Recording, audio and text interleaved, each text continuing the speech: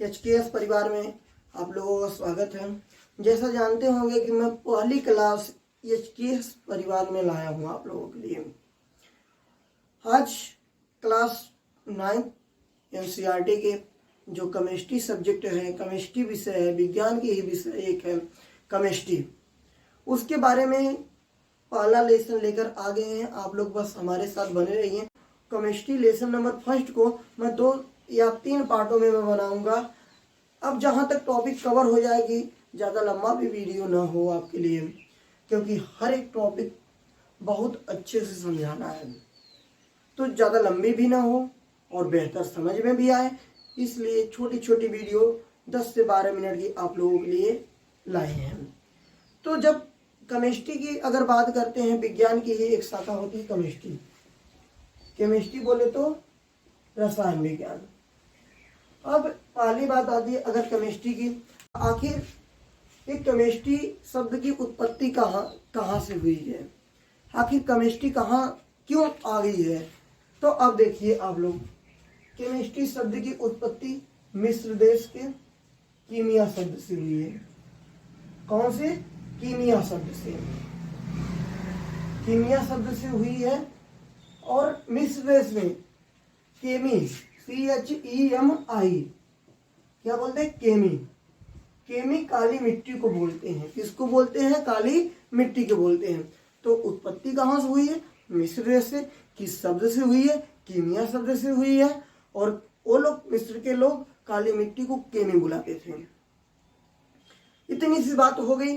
अब आते हैं आखिर केमिस्ट्री होती क्या है, केमिस्ट्री क्या चीज होती है। केमिस्ट्री के बारे में अध्ययन कर रहे हैं तो पहले हमको केमिस्ट्री के बारे में जानना जरूरी है। तो केमिस्ट्री के बारे में हम लोग ये जानेंगे कि कोई पदार्थ ले लें। क्या ले लें? कोई पदार्थ, कि इसके क्या गुण हैं। क्या ले लें? इसके गुण के बारे में नॉलेज रख लें, और इसका संगठन क्या है, और इसकी संरचना कैसी है, संरचना कैसी है, और क्या क्या इसमें परिवर्तन हुए हैं। मतलब गुण इसके, संगठन बोले तो किन किन चीजों से मिलकर बना है, और कैसा स्ट्रक्चर, कैसी संरचना है, और क्या क्या इसमें परिवर्तन होते हैं। मीन्स ये हो गया किसी पदार्थ के बारे में, उसके गुण, संगठन, संरचना तथा उसमें क्या क्या परिवर्तन होते हैं, इसका अध्ययन करना क्या कहलाता है? केमिस्ट्री। आप लोग लिखोगे कैसे? अगर कुछ लोग नोट करना चाहते हैं तो नोट कर सकते हैं कि विज्ञान की वह शाखा जिसके अंतर्गत किसी पदार्थ के गुण, संगठन, संरचना तथा उसमें होने वाले परिवर्तन का अध्ययन किया जाता है। किसके अंतर्गत? रसायन विज्ञान के अंतर्गत। इतनी सी बातें हो गई। अब रसायन विज्ञान के जनक कौन है? एक क्वेश्चन मन में उठेगा कि आखिर रसायन विज्ञान के जनक कौन है। जनक, फादर ऑफ केमिस्ट्री कौन है? तो आप कह सकते हैं लेवासिए जी। कौन है? लेवासी, एंटोनी लेवासिए जी। ठीक है। तो अब यहाँ तक बातें हो गई। तो हम केमिस्ट्री में किसके बारे में चर्चा कर रहे थे? पदार्थ के गुण, संगठन, संरचना और उसमें परिवर्तन का। तो यहाँ बातें हो गई कि आखिर एक पदार्थ क्या चीज है, जिसके बारे में हम चर्चा कर रहे हैं। उसको जानेंगे कि नहीं, जानना पड़ेगा हम लोगों को, तो जानने की आवश्यकता भी है। तो आइए देखते हैं, क्योंकि लेसन नंबर पहला है हमारे आसपास के पदार्थ। हमारे आसपास कैसे पदार्थ हैं, पदार्थ के बारे में हम पहले चर्चाएं करेंगे। आखिर पदार्थ होते क्या हैं, क्या पदार्थ क्या चीज होते हैं। पदार्थ बोले इंग्लिश में बोलते मैटर। आप कह सकते हैं कि वह कोई भी वस्तु जिसका द्रव्यमान हो तथा स्थान घेरती हो, वो क्या कहलाती है? पदार्थ कहलाती है। जैसे मन में ख्याल आएगा, क्या हवा भी पदार्थ है? क्यों नहीं हवा है? कैसे पता चलेगा? एक गुब्बारा ले लीजिए, उसमें फूंक मारिए, हवा भर जाती है तो गुब्बारा फूल जाता है। तो स्थान घेरा, जब स्थान घेरेगा तो उसका कुछ भार भी होगा, कुछ द्रव्यमान भी होगा। तो अब देखिए यहाँ पर कि पदार्थ होता क्या है, एक बार फिर समझेंगे। वह कोई भी वस्तु जिसका द्रव्यमान हो तथा वह स्थान घेरती हो। वह कोई भी वस्तु जिसका द्रव्यमान हो तथा स्थान घेरती हो क्या कहलाता है? पदार्थ। तो पदार्थ जैसे जैसे की बातें हो जाएंगी। जैसे क्या क्या होते हैं जो हम आसपास देखते हैं उसको ले लीजिए आप लोग, चाहे कोई भी अवस्था में हो जाए। जैसे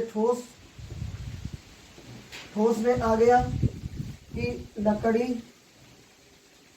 कोयला, पत्थर इत्यादि। क्या हो गया? लकड़ी, कोयला, पत्थर इत्यादि। अब आते हैं कुछ द्रव की बातें कर लेते हैं।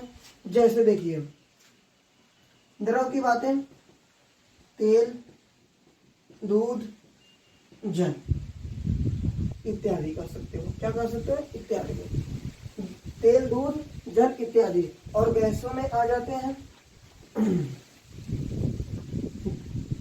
Oxygen, hydrogen, chlorine, carbon dioxide इत्यादि गैसें हैं।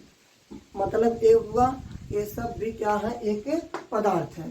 अब आती है टॉपिक कि पदार्थ की क्या विशेषताएं होती हैं, पदार्थ कैसे बना होता है। कि पदार्थ, एक बात बता दें, पदार्थ जो होता है छोटे छोटे कणों से मिलकर बना होता है, जिसे क्या कहते हैं? अणु कहते हैं। पदार्थ जो होता है वो छोटे छोटे पार्टिकल उसमें पाए जाते हैं, छोटे छोटे कण पाए जाते हैं, जिसे मॉलिक्यूल कहते हैं, बोले तो अणु कहते हैं। तो आइए इधर देखते हैं कि पदार्थ की कुछ विशेषताएं होती हैं। पदार्थ की विशेषताएं, पदार्थ के जो कण होते हैं, कण जो होते हैं वो निरंतर गतिशील अवस्था में रहते हैं। क्या रहते हैं?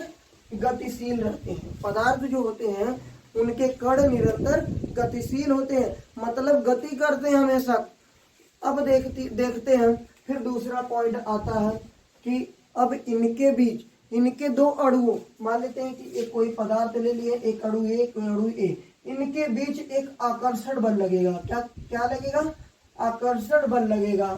तो मतलब अब ये कह दें कि पदार्थ के दो कणों के बीच एक आकर्षण बल लगा होता, आकर्षण बल लगता है, जिसके कारण वो एक दूसरे से क्या होते हैं? जुड़े होते हैं। आकर्षण बल लगा होता है, मतलब कि अब कह सकते हैं आकर्षण बल द्वारा जुड़े होते हैं। आकर्षण बल द्वारा जुड़े होते हैं, इसे कह सकते हैं अंतराणुक बल, अंतराणुक बल या अंतराणविक बल भी कह सकते हैं।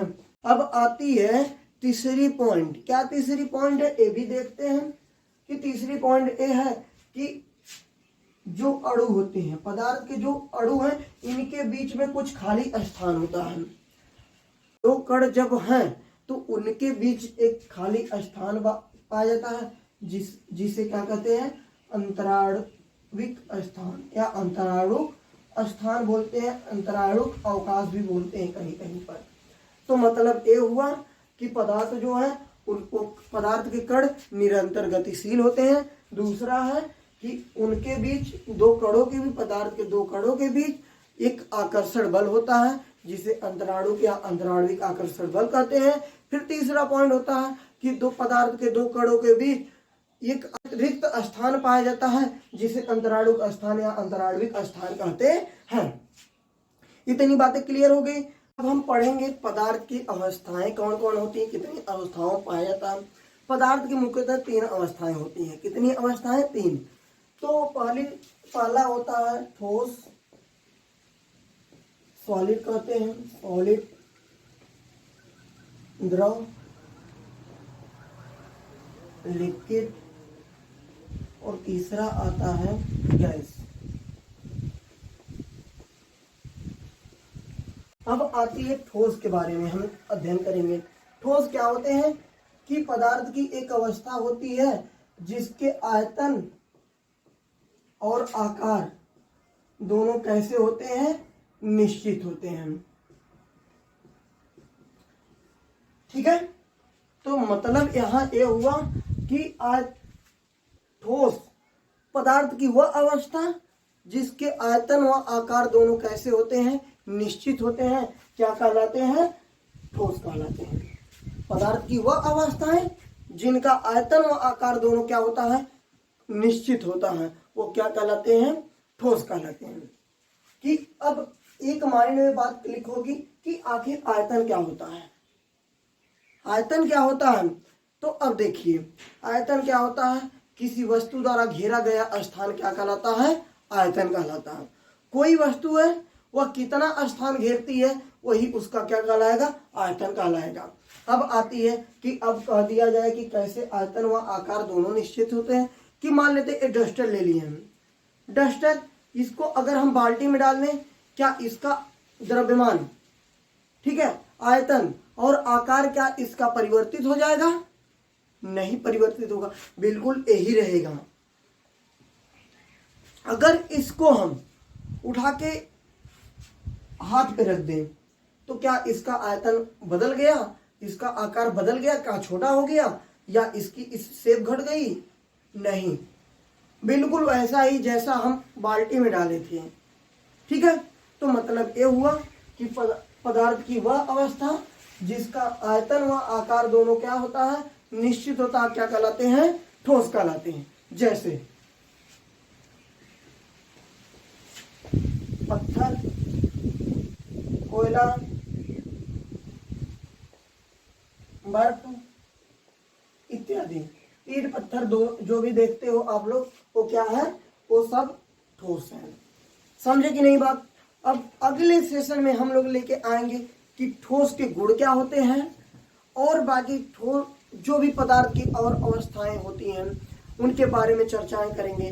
तब तक के लिए दोस्त बाय बाय, और अपना ख्याल रखिएगा। और चैनल पे नए हो तो सब्सक्राइब और कमेंट और लाइक करना भूलिएगा मत। चलिए, धन्यवाद आप लोगों का।